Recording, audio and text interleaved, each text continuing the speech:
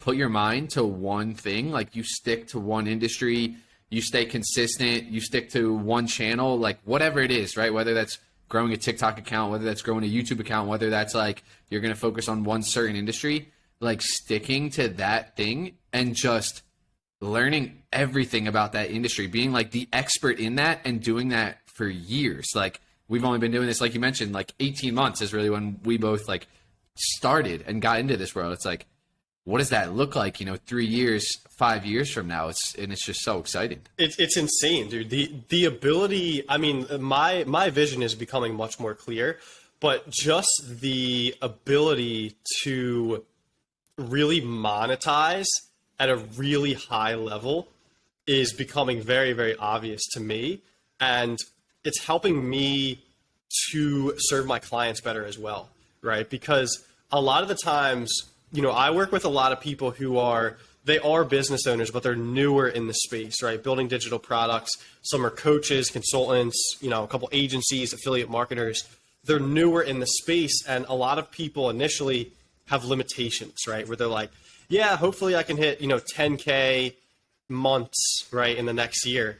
It's like, why can't you hit 100K months in the next year? Like you can, 100%, right? And I think sometimes it just takes that vision of being able to see like what's actually possible in this space if you know what you're doing and you build a business behind these social media platforms like you and I have both done. But I think a lot of it also comes down to testing, right? Because my bread and butter, as you know, is Facebook outbound messaging, right? I built Yes, my sir. business around that. I spent hours and hours every single day just grinding it out.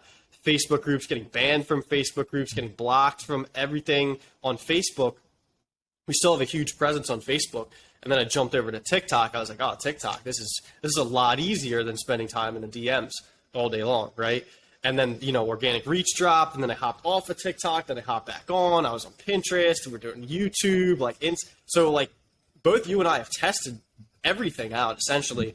And it's like, hey, if it's working for you, 10x down on it, right? If it's not driving revenue into your business now, or it's not a long-term asset that you're trying to build, cut it off because it's not going to help you right now or in the long-term vision of what you're trying to accomplish. And I think that's super important for folks who are newer in the space. It's like, hey, if it is working, just keep doing it because it's going to keep working over the course of time.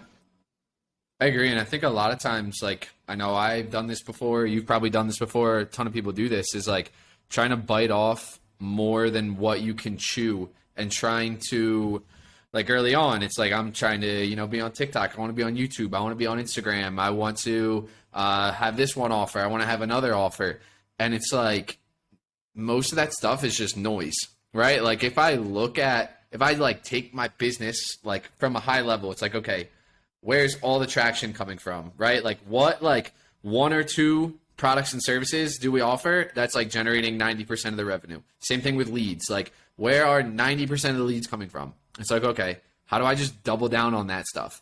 And like once you get that stuff figured out and you have a system to that, then it's like, okay, now we can start adding some building blocks on here. Like this year, I want to get more long form videos up on YouTube, right? More like kind of training style, more tutorial style.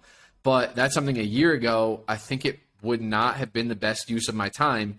Whereas, I was really focused on growing the TikTok presence, which now it's at a point where it's like, okay, I can make these videos. I can pump out, 10, 20 videos a week. I have that system down.